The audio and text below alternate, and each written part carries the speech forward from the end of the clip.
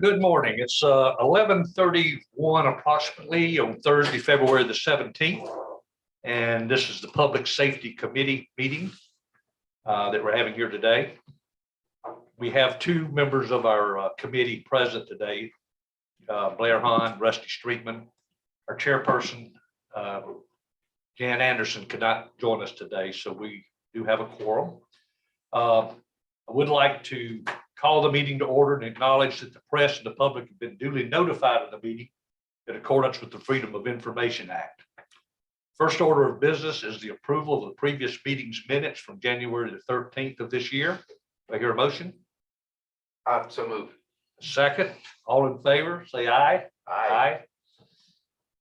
Next order of business is citizens' comments. And under citizens' comments, I think Desiree, I'll defer to you, but I'm thinking that we want to have our Lovello representative address us in citizen comments. Yes, Okay. please. They have a request that you'll consider later on the agenda, but for time purposes, I've asked them to make their formal request for a city-sponsored event for this year's bike ride during citizens' comments. So if you don't mind, Okay.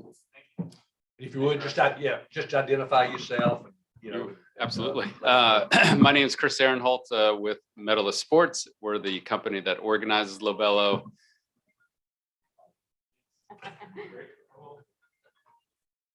Chief, take him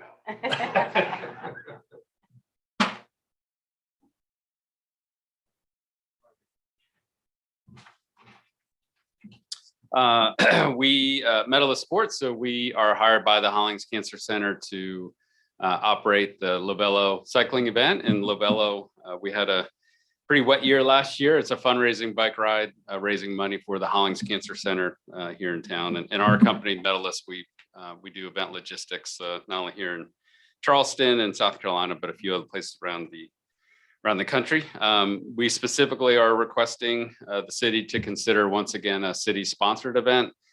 We greatly appreciate the support provided last year and the partnership with the police and the fire department and the community itself.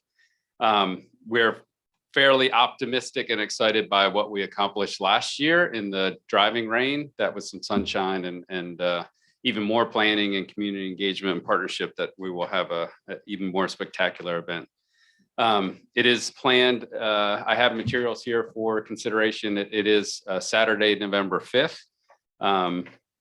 And some brief details, but our site plan would be the same on the north side of Ocean Boulevard, in between J.C. Long and 14th Street, leaving access to the hotels for necessary matters. Pretty much the same plan as we had last year. Our anticipation is slightly higher numbers.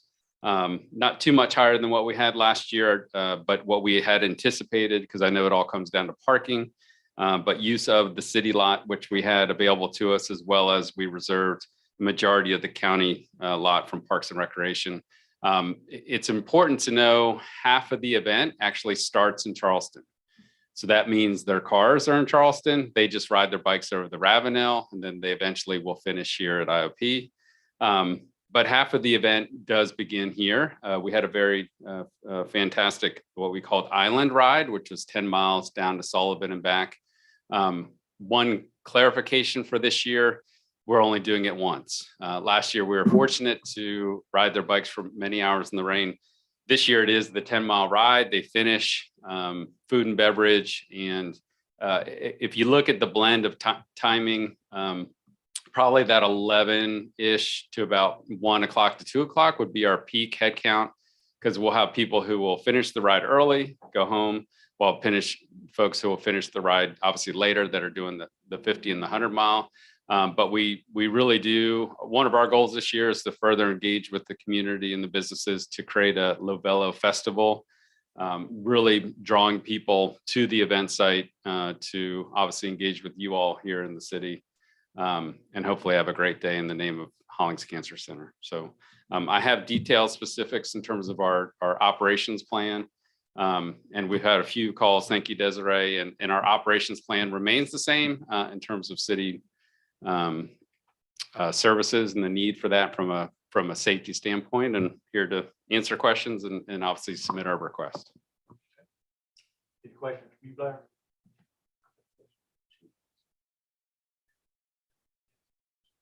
Sure. Ask the question. Chief Cornett, have you reviewed this plan that's being submitted for Lavella? Yes, sir, we have. We reviewed it with Mr. Goso. We all met and went over the entire plan that they're presenting to include the dates that they're closing. And we've made recommendations like we did last year for where they would put personnel when they close the roads and having people there. And one of the things that we are doing is reviewing to make sure that we would have the personnel to meet the standard that they're asking for. We would obviously have to tap into maybe not Mount Pleasant, but Charleston County Sheriff's Office, and use state constables, which we've done in the past, and they're working with us quite frequently. So we're not concerned about the personnel, but that's just something that we started looking into afterward. Okay, so you support the plan as submitted? Yes, sir. Chief Briscoe, do you have anything you want to add, or do you support the plan as submitted? Thank you. Just a couple of things. During our conference calls that we've had with the Lovello team and Medalist Sports, we wanted to focus on some of the issues that we had last year, particularly when it came about the closure of the street and the collaboration or the involvement of our business community in Front Beach. And we've made it very clear to them that we want to make sure that this year that coordination and that communication happens earlier. So they have some plans that would be different from how they were last year, where the gates, not gate, but where the fencing was. And so if you don't mind speaking to that, because that's Correct. certainly something we want to avoid this time around. Right. Well, the two areas, just to paint the picture, obviously it's a lot of work that goes in the infrastructure, mainly from the tenting standpoint. So working closely with them, but the fencing that we have, which is temporary type fencing, we had a lot of it as a precaution from a maybe more of an awareness standpoint, but certainly after our first year, even though it was driving rain, but less fencing, certainly keeping people and cyclists separated, but less fencing so that there's more flow. For those who maybe aren't here for Lovello that just need to get across the street and certainly into and out of the businesses. So certainly from an optical standpoint, that will help. And then also from an educational standpoint, stronger outreach. And again, now that we've learned the site, we certainly greater partnerships with the individuals and businesses and how to grow on that. So the overall kind of 2-block site plan remains the same. Obviously, all the precautions from the fire department and the police department itself, but making more maybe spectator friendly, but keeping the cyclists and how they finish, where they finish, getting them off their bikes safely, but then the event site itself more open. Very good. Couple of things. And Desiree touched on them. Last year we did have some disconnects on Front Beach with the businesses.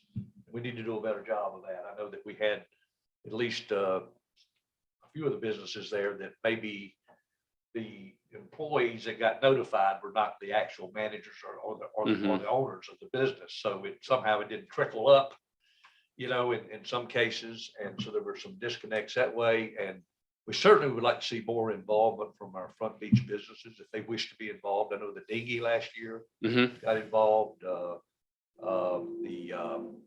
co-op got involved over here. And I think that was really the only 2 businesses that actually got personally We had involved. the Wind Jam on our list. Yeah, but if we could be proactive on that and see if we can get more local involvement, that would be great. Right. And I look at last year. I mean, it was a rainy day, pouring rain. We only ended up having the 10-miler basically. And there were 821 participants, and I guess that was in person and virtual.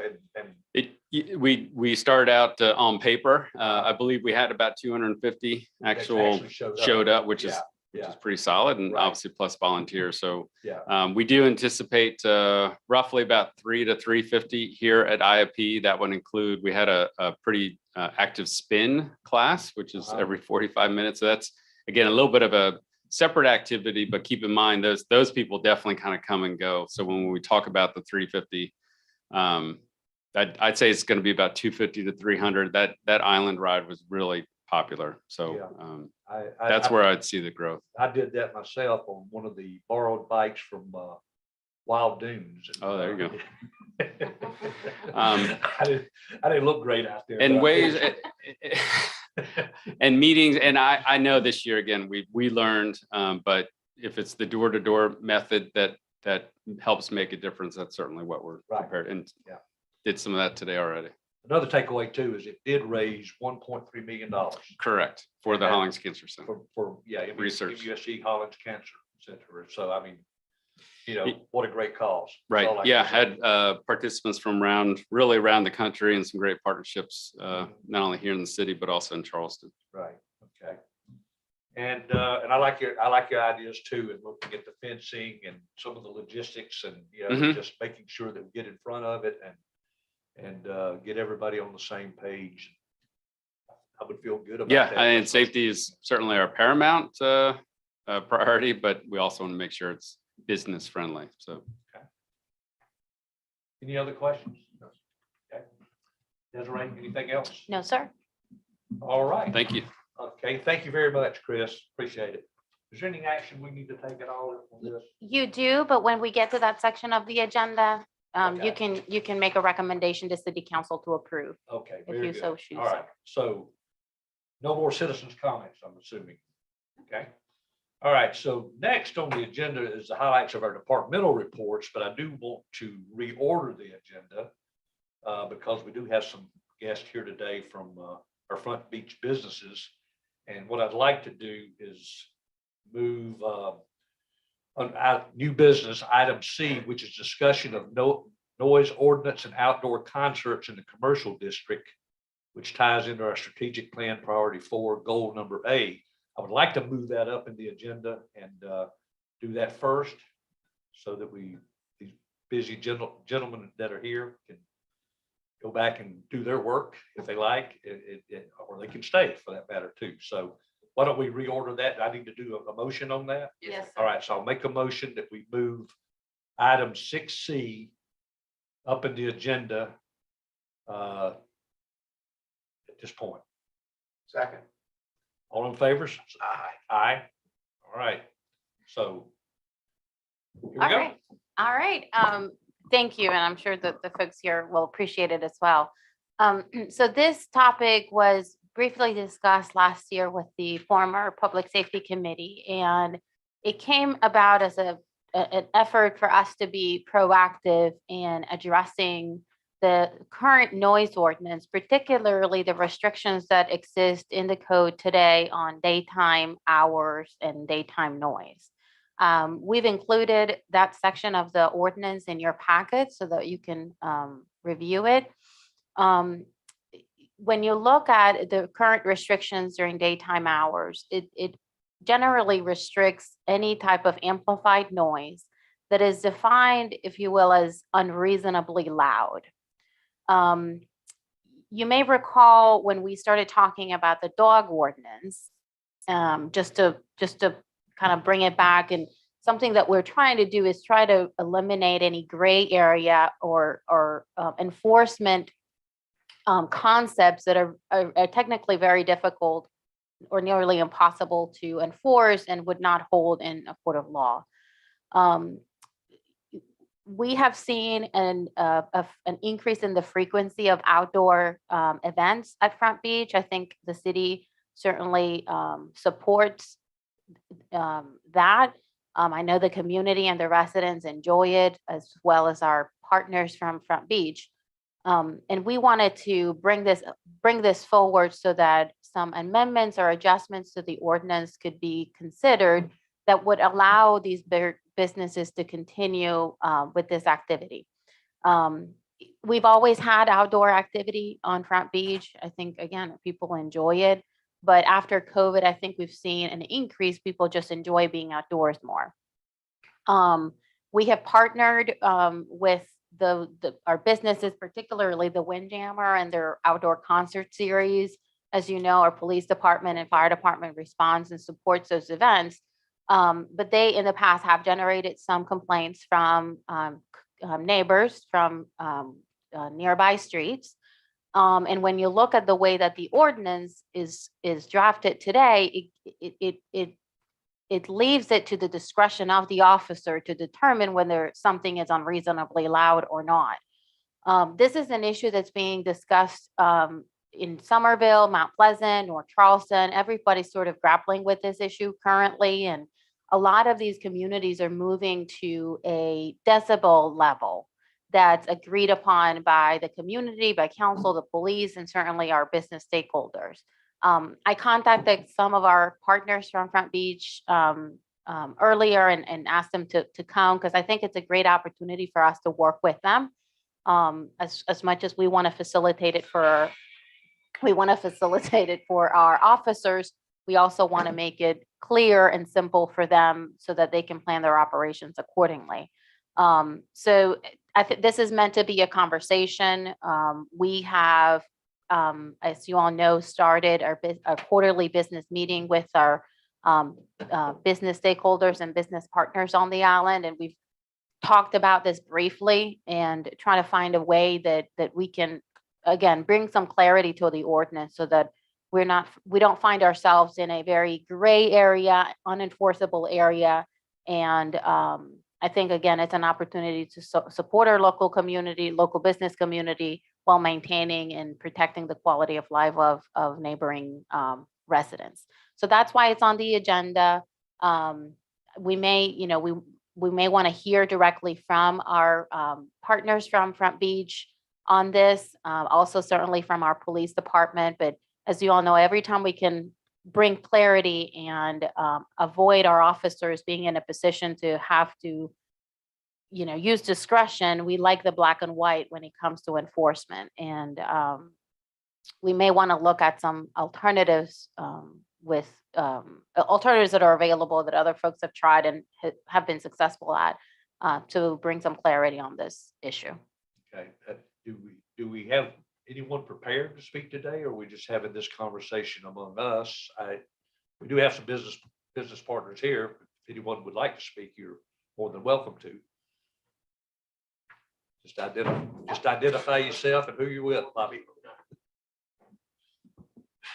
Hi, everyone. My name is Bobby Ross. I'm with Windjammer, and I really don't have anything prepared. I'd be glad to answer any questions. Like I said, it's something that the Windjammer's been doing since pre-Hugo days back in the 80s. I've got pictures to prove it.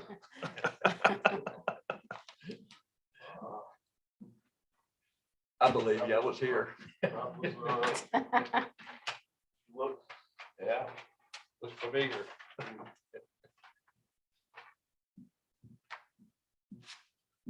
That goes back. Yes, Desiree, I think you've seen it, but it's basically on the top of the Windjammer before there were any houses built down from, I guess, 2nd to 10th Street.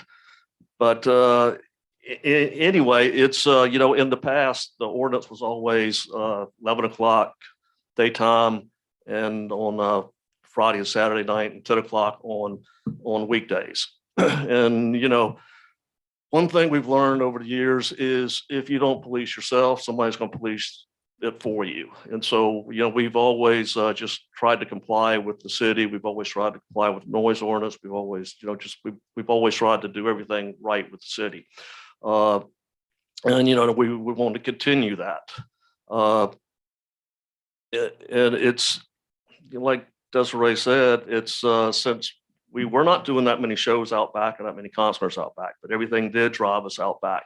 And what we do with the Windjammer per se is afternoon sunset concerts, what we call it. We don't want to go late. We want to end it at like 9:30. And the Windjammer's always been per se like the Harris Teeter, the big guy on the block that brings people in to support the other businesses. The restaurants, all the restaurants take advantage of this. They come and eat, at the other places before they come to the shows or something of that nature. Then they will filter out to other bars or places on the beach, after shows are over. And because it's, some people stay, some people, filter out, some people just leave and go home. We don't, it's a sunset thing. It's something that doesn't go late into the night. And I really, as far as you're saying the decibels, if we do a decibel thing, what I think concerts or whatever go, I think 120 decibels in a Coliseum or something like that. We keep a mic with a computer that we keep a decibel reading and do not go over 100 decibels at the front of house, under the windjammer, under the deck. And most of the complaints we have are actually coming from the commercial district, which is a condo next door. And also, we've had somebody buy a couple of the condos simply because we do that next door, and to have the condos close to the windjammer. Last year, we were trying to build a wall, and I was in the process of spending $1,000s to try and put up a sound wall. And as I was putting it up, and some of the neighbors called me up and go, "What are you doing? We can't see the stage." And so I'm like going, and then I get a call from the person who's complaining going, "Y'all got to work it out. Some of y'all want to see want it, and some of you don't want it." And the way I figured is the condo next to us, there's 9 units, and there's one person who owns 2 who doesn't really care that much about it. Everybody else is for it. And they actually kind of rent it out for that purpose. And if you advertise a nice, quiet condo on the front beach, and you're not showing the windjammer, and then people get there and they go, "Well, what the hell is this going on?" It's not like a condo at Wild Dunes. It's not, it's what it is. It's on the front beach. And I don't, it's just wrong advertising. I've contacted some of the condo owners, and that's the way they advertise, is we're right next to the windjammer, and this is going on. And most of the places, I think there was one of those pink houses or greenhouses, which rented by Dunes Properties. And they called me one day. I said, "Anything different going?" I'm going, "No, not really." And so they had somebody complain, and they just said, "Man, don't worry about it. That, I offered to give the people tickets to the show or whatever. And like, these people don't want tickets to the show. They just want to complain." And so they just told them, "So just keep doing what you're doing, and we'll tell them not to come back." So, to go rent someplace else next time. So anyway, that's kind of where we're at. It's our 50th year, and we're kind of blowing out this year like we've never done before, because we're only 50 one time. And I'm way past that. But And there's a lot of interest now, I mean, with concerts. there is. I know, John, whenever John was running, he told me that he was a customer and loved the shows. I verified that because I looked him up, make sure he wasn't lying to me. And he comes out and spends money. I need to know the chief and the fire department. I'm not sure, if they have anything to say, but I try and comply with them. And whenever something big's going on, okay, I know the chief has what is it, bomb squad or whatever, where you're basically not a bomb squad, but you do is when we have a big event going on, you come in and do a sweep of the building. And I don't know what else to say. It's not anything new we've been doing. Okay, well, thank you, Bob. Okay, thank you. Good comments there. And Desiree, I don't like to call him the chief, but you were talking about decibel levels. Like, did Mount Pleasant ever actually approve that? Not yet. They Yeah. have a draft ordinance that I have a copy of, and they're going back and forth about what, an appropriate decibel level would be. And that's what we would like to spend a little bit more time looking at. Right. And other similar communities that have a bustling Front Beach commercial district. And, to me, there seems to be an opportunity here to make some changes, or I guess bring some clarity along the commercial district, because as you all know, there's an expected level of activity that people look for and enjoy. And there should be some more flexibility with the noise ordinance, particularly in our Front Beach commercial district. And that's what we want to look at and bring some recommendations and work with Bobby, work with Brett and the other folks on something that's reasonable, that's manageable for us as well. Okay, I do like the idea that we're working together. I mean, I like that. I mean, the quarterly meetings are great. You've got Bobby, Brett, Gark, Malcolm here today. That's, I think, a giant step in the right direction for the relationship for all of us. Chief Cornett, could I call on you to just offer some comments from a law enforcement standpoint?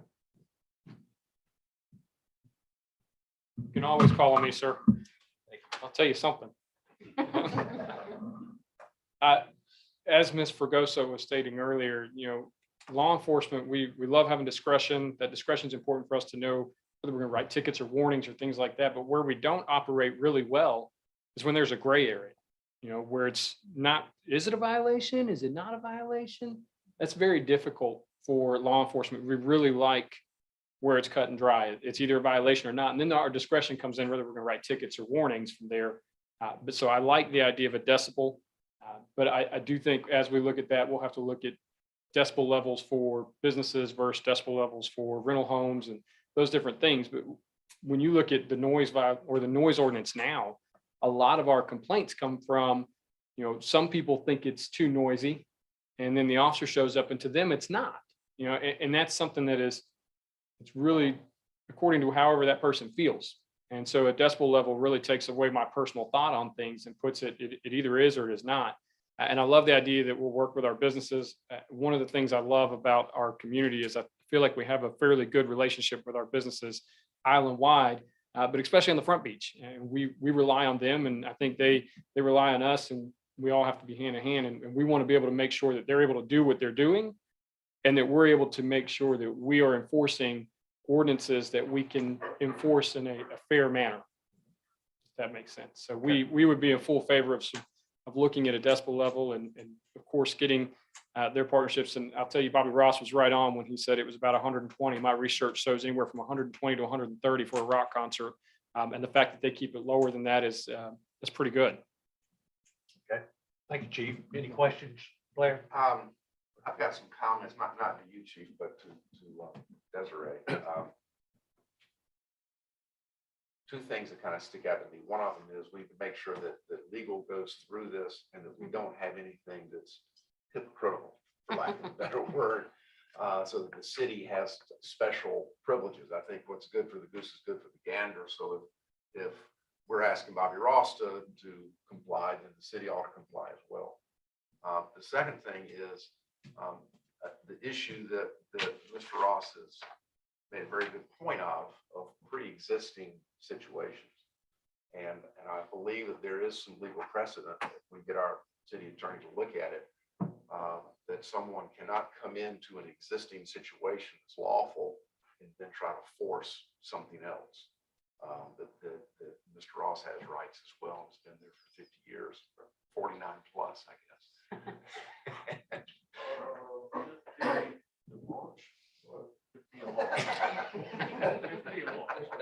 We don't know. Who's counting? So I would just request that we look at that as well and make sure that we're being fair to all concerned. Desiree, any action needed from Blair and myself up here today? No, sir. No, Okay. sir. We will, we'll look at some of the example of ordinances. We'll definitely have our legal team review this and, go back to you all and kind of work together on what would be a reasonable suggestion for this committee to look into for the next meeting or the next. We'll just work on it internally and come back to you whenever we feel we have a solid recommendation that's been reviewed by our legal team and certainly our partners. Fair enough. Thank you. Yes, let's come on up and identify yourself, Brett. Hello, Brett Jones. I'm the owner of the dinghy, part owner of Poppy's, Smugglers, and Luke and Alex. Excuse me. My thing of it is like y'all said, you don't move to the train station until the trains stop running. And that's what some people are doing. They're coming in and doing that. And we had an issue with it one time, and it was just because somebody was trying to sell their house. That's what was happening. They sold their house and it was fine after that. The new owners couldn't wait to move in and have free music. Another thing is I've had locals come to the dinghy and say, thank God you guys are here and the Windjammer, because it keeps the parties out of the neighborhood. And that's locals that live on the island telling all of us that, saying, you know, everybody can come here, do their thing, go home and go to bed. So I just wanted to put that out there just to give you all something to think about. Okay, great. Thanks. Thank you for the comments. Anyone else? All right, well, good conversation. Thanks, Desiree, for bringing this forward, and thanks for everyone who's attended. And if there's nothing else, we'll go back to our regular agenda. Okay, so I don't think I need to make a motion on this, do I? So, No, sir. yeah. Bye, Thank you, bye. gentlemen. Good seeing you. Okay, so we'll go back to our regular agenda, and that would be item number 4, highlights of departmental reports, and I will recognize Interim Chief Briscoe from the Fire Department.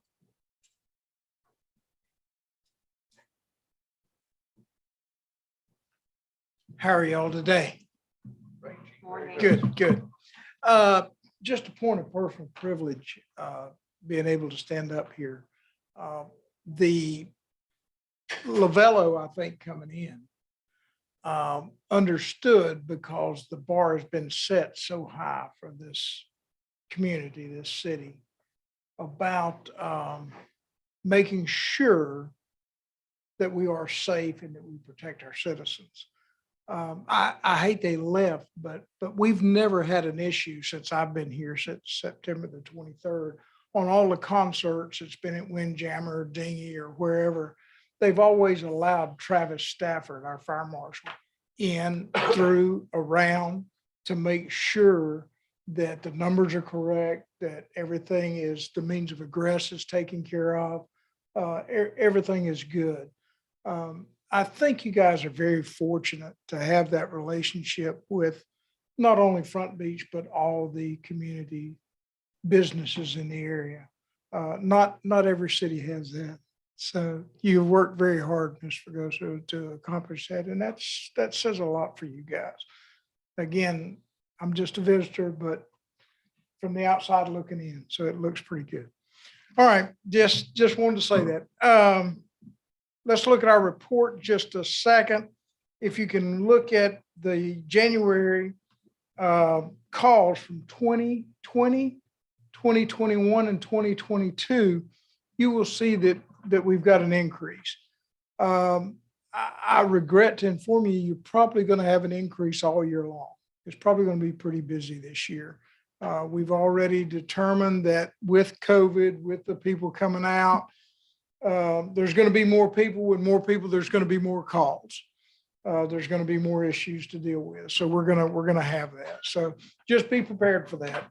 But January was very busy, above normal, and it will continue to be that way. On our notable events, you can see that our crews responded to gas leaks. They responded to possible broken water pipes and a possible fire on Sullivan's Island. We went in as mutual aid. Turned out to be, I won't say nothing, because if I was the owner, it would be something, but it was controllable and everything was good, and our folks got back into station.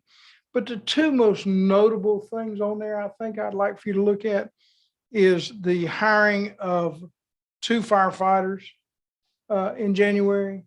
This means, and Chief, no offense at all to PD, but we are full. The fire department is full. With everything that's going on, that's a pretty good deal. We're pretty happy with that. The employment rate is different now than when we were growing up. But I'm very, very proud that we always have applications for the fire department and that we're able to fill the vacancies of the fire department.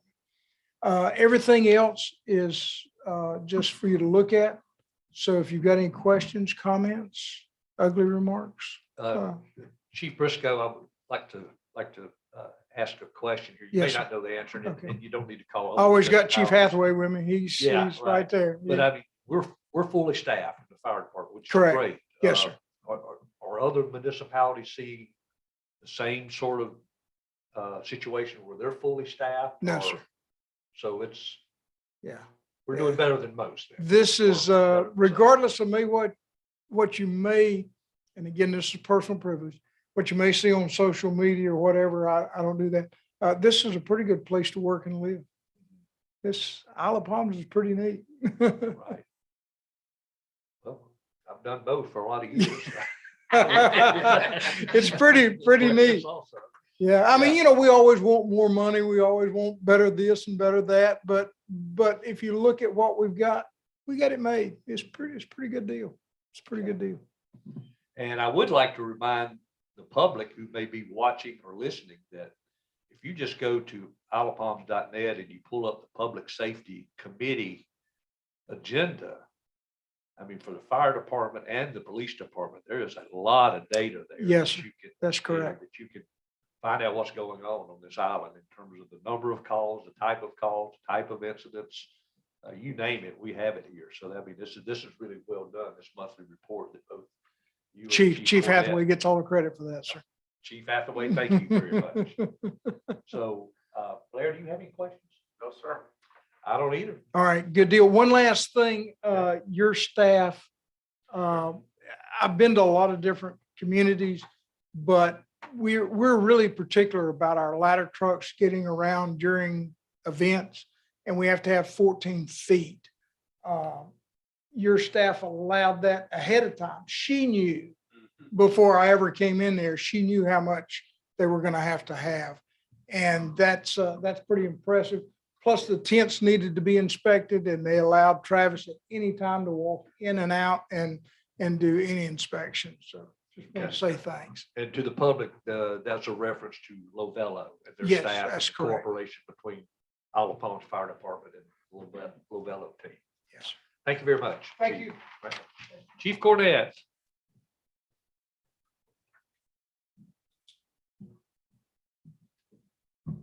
Good afternoon this time. It was morning last time. So quickly, I'll go through our stats. You can see the top of hours for the significant actions. One thing I wanted to point out, we were able to do the color guard for the swearing in of the new council and the new mayor. That was exciting for us. We did have 2 new officers that were sworn in. They're both now at the South Carolina Criminal Justice Academy. They are halfway done this week. And they've been doing really well. So that's a positive thing. And then one thing that bottom paragraph, I'm not going to read it all out to you, but the basic gist is every year we come back in January and we review all of our stats for everything from the year before. And that's calls, tickets, internal affairs, complaints, those different things that we had. And you see some of the big things that came out of it. And I say all that when you look at January, all of our stats are going to show a decrease compared to January of 2021, which is some of it's got to do with we've been short officers. The calls is just legitimately that we've had less calls. And that's a good thing, for us. It does give us more opportunities to do other things.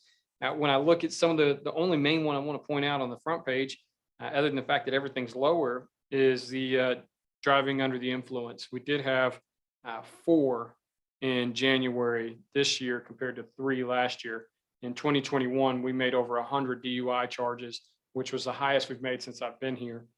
And I'm disappointed to see that we're already higher. I'm disappointed in the fact that this is something that is progressing and continuing to grow. But out of that departmental meeting, some of the things that we did was we did create our police department goals. We have some pretty broad goals, and then we broke it down into objectives. And I'm not going to read all of them to you, but I did want to give you the basic 4 goals that we came up with. And the first goal is to reduce our response time. When I looked at it, our response time was much higher than I thought it should be. And so we're going to put some steps in place to reduce that call time. The second one is to reduce the number of vehicle collisions that we have on the island. While it did go down last year, I think we could do better and we can make it go down more. So we're going to work on that. The third thing was that we will do increase our community policing efforts. And some of those things that we've already talked about, we're going to be doing. And then goal number 4 is to obtain highly qualified applicants and increasing our efforts for recruiting. So those are our goals. We do have specific objectives for those so that and they all have benchmarks when they've got to be met and who's doing what. So hopefully, as we continue to go through the year, I'll be able to say that we're addressing those things. That's in an ideal world. And speaking of those, we'll jump right into our monthly report, our recruiting. And so you can see that for police officers, we still have 3 vacancies, which is roughly about 13%. You do see that we had 2 in FTO during January. Both of those, as of this week, are released, and they are solo officers riding on their own. And the other 2 are in the academy and halfway done with that. We do have several applicants that we're working through to fill those other 3 remaining positions. BSO vacancies are currently at 78%. And, we've really been trying to ramp up our recruitment efforts for beach service officers. And I'm not sure what it is this year, but we've only had 2 applicants. And I think we just got a 3rd. So, but it's still not anywhere close to what we're looking for. Now, we've gone to local colleges. We've reached out to professors. We've reached out to high schools. We've put it on every social media we can come up with. We've increased the starting rate for them. And we're going to keep pushing, but that's the one area we're not sure why we don't have as much. And even most of the applicants we are getting, the downside is that they're college students that are not available until the end of May or beginning of June. So that leaves us working with a limited staff for the beginning of the beach season. Now, we did have another person reach out yesterday. They've not applied, but that's where our efforts are going to be right now, is trying to fill those BSO positions because parking starts March 1st. Chief, do we see a trend? Is the trend with less applications way behind where we were last year at this time, or is it just ramp up slowly? And It typically ramps up slowly. And so we tried to start earlier this year because Right. we knew that was the case. And I'm not sure why it's still this slow. Like I said, we've reached out. We've even put it on the mommy groups, social media pages to try to get them to, maybe they can encourage your children to come out and get a job for the summer. I've certainly seen it on Facebook anyway. That's about the only social media I do, but I've seen it posted out there. And of course, your police department Facebook page as well. So there. What's the starting rate? Hourly rate? $15 an hour. We do offer a higher rate for those folks that return. Every year they return, they get a bump. And the hope was that would keep them coming back. Sure. I've been talking to some of the local restaurant owners, and for them to attract unskilled workers, they're now having to pay $20 an hour. Wow. That's just for a dishwasher. We'll keep working on it. There may be something we have to come back and have that Mhm. conversation. Yeah. If we don't get them, then we may have to step up that Yeah. that incentive. Now, we do, one thing I do like is that we do have 2 that are returning. We've got one that's coming back for his 3rd year and one that's coming back for his 2nd year. And we like those because they're easy. They already know what they're doing. But we may have to come back and have that conversation. Well, we all know we need BSOs during the summer. There's no doubt about that. So we need to have We that do. conversation. I think Blair and I both, and Chair Anderson would certainly welcome having that conversation more sooner than later if we have to. Of If it course, yeah. continues to be, a slow ramp up. We do, and I talk with Ms. Fregoso weekly on this. So she's always asking where we're at with BSOs, and we've had that conversation that we might have to step up. And this is a significant increase from where we were last year. So And I hate to put it this way, but they basically pay for themselves anyway. they do. Their work is invaluable too, because it's not just, most of the residents see them with the parking enforcement, but these BSOs do so much more than that for us. They bury the holes, the big holes that are dug on the beach. They go out and they fill those. They go out and they tag the big items that are left on the beach. They serve as that point of contact when the first person parks their car and they're walking to the beach. That's the first contact they'll have with a government entity is a BSO. And we even put them walking the beach, and they help with traffic control. So they're a very vital part of our team. We'll continue to work on that. I agree with you. They're vital. They are the face of the city for most people. And so I think it'd be well worth considering paying a little bit more, and getting better qualified applicants. Thank you. The trends, you can kind of see the gun and drug trends. I like the zeros on there with the exception of the DUIs. And what I'm going to do is instead of doing by month like I did last year, I'm just going to continue to add to first quarter. And so you'll see that number grow each month. And you can see parking citations. Obviously, January and February, we don't write a lot of parking tickets. Between November and February, parking is just kind of mostly residential, those things. We don't have any paid parking and we don't have as many visitors. March 1st is when the kiosks are opened and parking starts. So those numbers will start to go up in March. Animal control numbers, you can see those. We had 29 for January, and then you can see the different types. I'm happy that they're not, remember last time they were pretty much all raccoons. This time, 40% of them were dogs, 30% birds, and only 10% raccoon and rabbit and deer. And no cats. No Get out there and cats. catch some cats. They're helping with rodent control. So They certainly are. when you look, and then you can see the stats underneath that. We did have one dog bite case that we are working, and our animal control officer's working on that. And then you can see your incident report density map. Obviously, the red area is where we had the most calls or most incidents that were reported. And when you look on the next page, you'll see that they were broken down. That top one is island wide, the crime type breakdown. And then the bottom one on that page are specific to the red area. I think this is something Councilman Hahn asked for, was to see a breakdown of that area. And so we did break it down. These are your crime types in that specific area that was red on the density map. Okay. Let me add a quick question on the density map.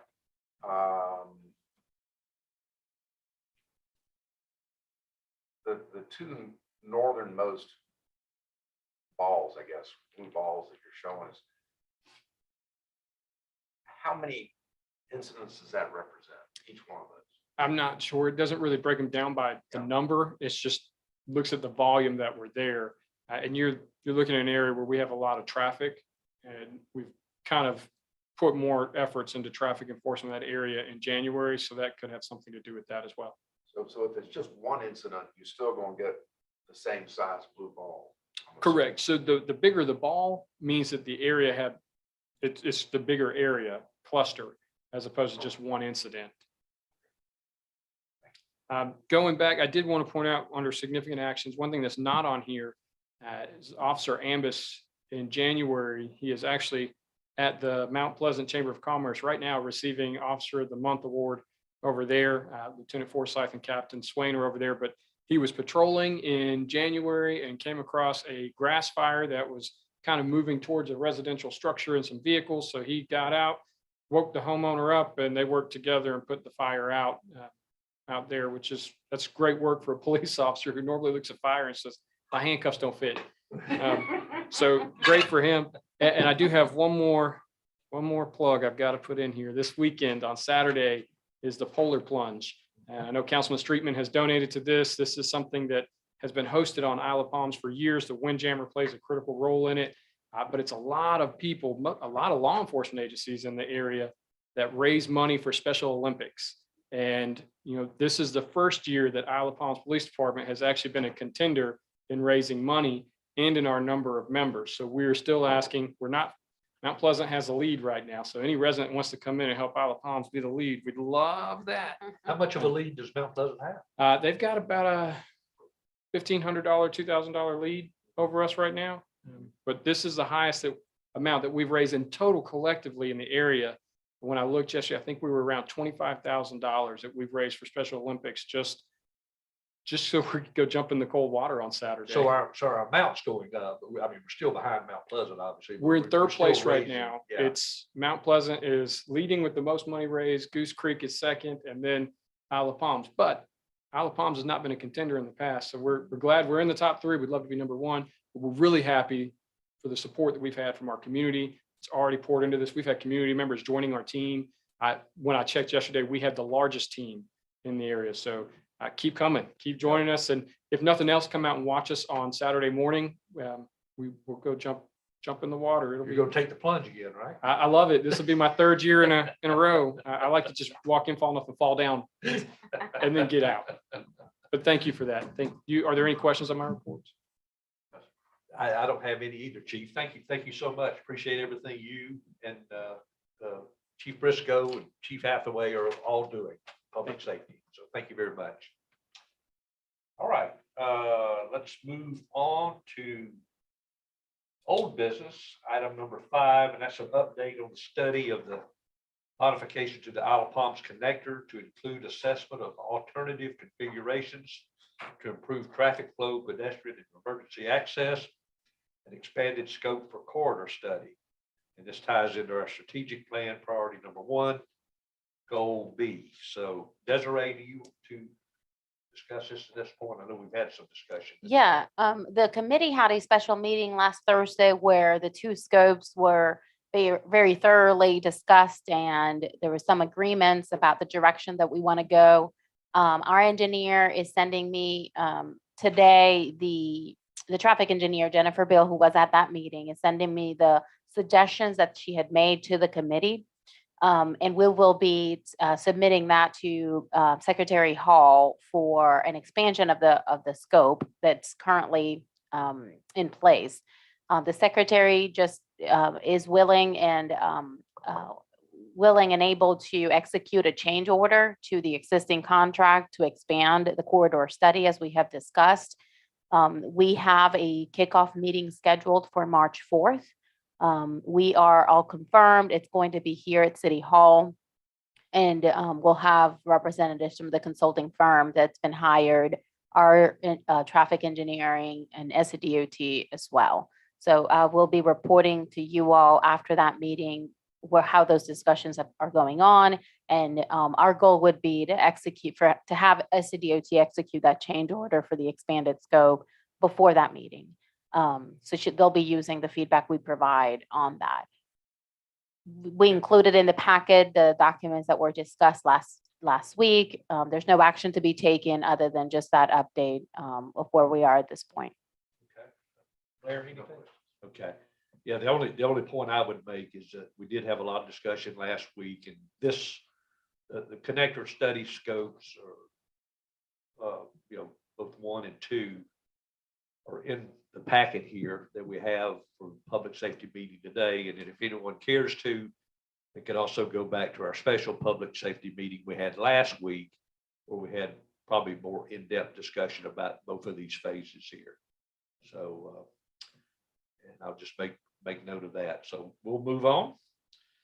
Okay, we're on new business now. And that item number A is consideration of request from Lovello for city-sponsored event. Of course, we heard from our Lovello representative, Chris Aaronholt, earlier. So did you want to add anything else, Desiree? No, I don't have anything to add. This is when the committee may make a recommendation to City Council for approval of city-sponsored event status. Okay, I'd like to make that motion that we go to City Council for approval of the Lovello event. Second. Any discussion? No, sir. All right, no discussion. All in favor, say aye. Aye. Okay, Okay. thank you, Chris. Appreciate it. All right, item number B, consideration of resolution 2022-03, authorizing the consumption of beer and wine only, amplified music, and street closure at the Front Beach Festival, which will be on March the 5th, 2022. And that ties into our strategic plan priority 4, goal A and B.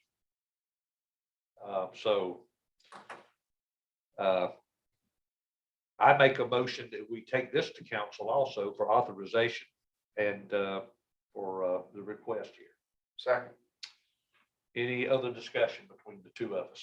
No, sir. All in favor, say aye. Aye. That was an easy one.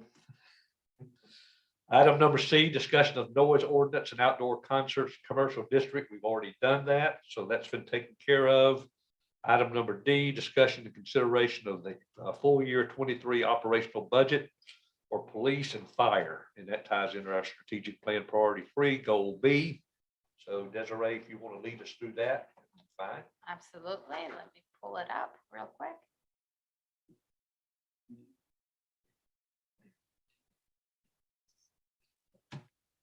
This is the 10. Oh, no. Okay, all right, I'll change that. Yeah. All right, so we'll start with the police department. We have a couple of items here scheduled for FY23. I know that Ways and Means, we focused on discussing those items over $50,000, but I'll go in a little bit more detail here for the committee and certainly have the police chief and fire team to address any specific questions that I may not be able to answer as adequately and coherently as they may be able to. So we have scheduled the replacement of 3 SUVs for the police department. That number, we've increased it based on actual numbers. You may recall late last year, we had to make some adjustments to the approved amounts because of the cost of these vehicles had gone up. So we're using that updated number to plan for those that need to be replaced this coming year. We also have $18,000 to replace an LSV vehicle that we use for parking management. $35,000 to replace the front beach surveillance system. $30,000 to replace recording equipment that ties into the front beach surveillance system that we would also be replacing. $17,000 to replace a computer server in this police headquarters. $25,000 to replace 7 traffic counters that are located at the connector in Breach Inlet that provides us data directly. $120,000 to replace 2 license plate readers that will facilitate mobile parking enforcement, and it could certainly tie nicely to a future, if so, just pursued by council, a pay parking system island-wide. We have $15,000 for a de-escalation and use of force training simulation system. This includes both the software and the hardware. In the past, the city has used this system that is provided and available by the Municipal Association of South Carolina, but we feel like that our folks in our department would be better served by having their own. This system travels around the state, and sometimes there's a long waiting period to be able to have access to it. We did have it in-house a few years ago, and I think it's helpful not only for police training, but also for the community. Sometimes we think we know more than police officers until we're put in that same position. And I went through the process, and unfortunately I shot everybody that that came up in the screen. So it's a great eye-opening experience, what our police officers, we ask them to do when they're protecting our community. So that's something that it's an addition to the 10-year capital plan, and certainly something that I support, that we provide for our officers. And that would be right here on site at all times that you could utilize that. Yes, sir. We maintain our building maintenance contingency to address maintenance issues or as needed. That's split 50-50 with the fire department. You'll see that the fire department's number is it's slightly higher because it includes the Fire Station 2 numbers. That's all we have as of today for the police department. Are there any specific questions that we need Chief Cornett to address? Blair, do you have any? I don't really either. I know we covered all the large ticket items and Ways and Means. So, I mean, we had already pretty much blessed those. So, these smaller items, I mean, they all look fine to me. And so I have no questions. Okay. Good. We'll move forward to our fire department capital plan. For FY23, we have the replacement of a 2014 Ford 150. 2 mobile radio repeaters for $17,000, $18,000 to replace a personal watercraft. We have those in a 3-year rotation, and one of them is scheduled to be replaced this coming summer. There are 2 items that have been deferred: the fire pump for boat and marina fires and a rescue boat replacement. This is something that we started talking this year about what kind of a boat apparatus the fire department prefers for the type of calls that they respond on the water. I think there's opportunity here for some grant money. So we'll be pursuing that this coming year, and just doing a little bit more research about what that looks like, visiting other departments and testing maybe their equipment. before we bring forward a recommendation. So that's not going to be an FY '23 expense, but potentially maybe the next few years. And then the opportunity for possible grants is the only reason for deferment to Yes, next sir. year. Okay. We have the RAD 57 medical monitor for carbon monoxide and oxygen. That's only with failure, $6,000. $22,000 to replace 2 ATVs for beach patrol, and we would be adding an ambulatory package to one of them. $28,000 for the replacement of one of the 3 ATVs with a small pickup truck. So we currently we have 3 ATVs in-house that we use, and they have requested to replace one of them with a small pickup truck. They believe that it's going to be an easier way to transport some of the equipment that's needed for responding calls for service on the beach. I don't know if we want to hear Hathaway bring a little bit more, give a little bit more detail, but it seems like it would just facilitate their response. Sometimes also they have, they respond to somebody drowning on the beach or, a swimmer in distress. And this would give them the ability to put them inside a vehicle that has, AV and climate control and sometimes just the privacy that it brings to keep somebody out of the, out of the elements. It's something that certainly would be beneficial. If Chief Hathaway has anything he wants to add, he's more than welcome to come up here and talk to us about it if you think you need to add anything else. Honestly, I think she covered it very well, but just, very briefly, it does allow us more versatility in the different types of calls that we have. Beach conditions sometimes make it difficult for the ATVs to pull jet skis, which are every year getting heavier and heavier, around 700 pounds. So having a truck that has climate control, the ability to carry equipment, and keep it more secured inside of a cabin instead of sanding everything, and the ability to haul heavy equipment would be, again, the versatility that it would provide us would be beneficial. Also, just to note, which wasn't mentioned, the life cycle of a pickup versus the life cycle of an ATV means that even in the increase in the price, it's going to pan out in the long run because we're going to get a couple more years service out of the pickup than we would an ATV. Thank you. Good point. Thank you. All right, 16.5 to replace a light tower on engine 1001. That's the pumper that's located at Station 1. 136,000, I'm on page 2, 136,000 for the second set of bunker gear. That includes the helmet, flash hood, coat, pants, boots, and gloves for all personnel. So now we'll have 2 sets for each member of our fire department. If I could ask you, go up to this line 100, it says replacing scuba gear in 12 years from now. How old is the scuba gear? What line at Island? Line 100, just We right above. We just replaced that last year. Okay, so it's brand new. Scuba gear is Correct. brand new. Yes. Mhm. 12 years seemed like a long time. I guess what? Yeah, we Scuba just, gear's pretty important.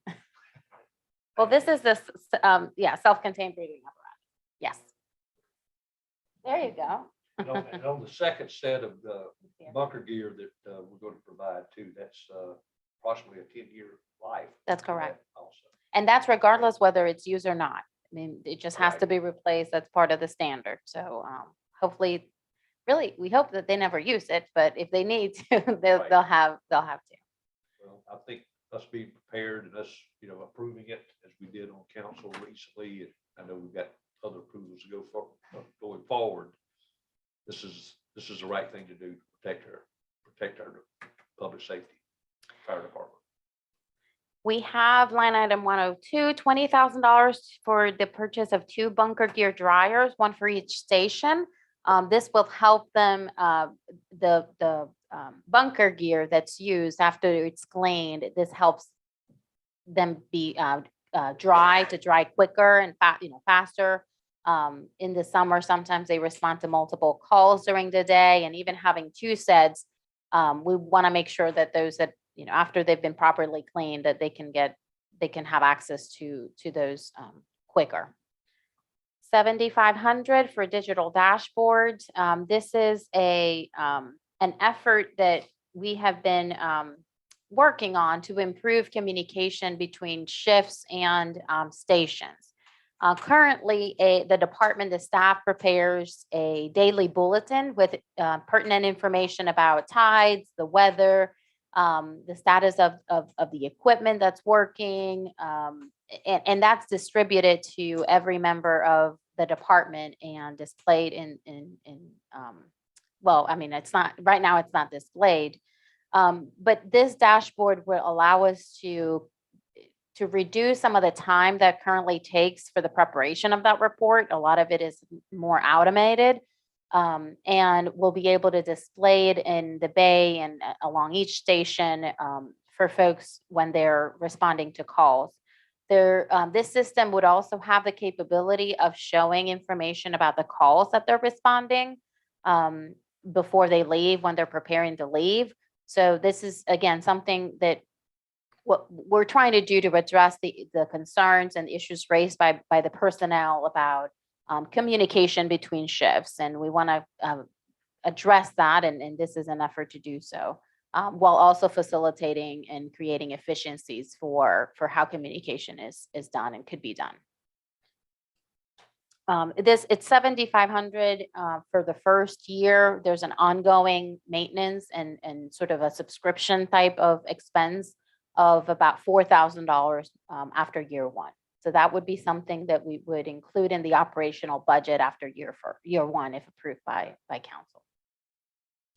And then the last two items that we have, 12.5 for the foam setup equipment and including the replacement of the nozzles, and replace HVA units only with failure for both stations at $15,000.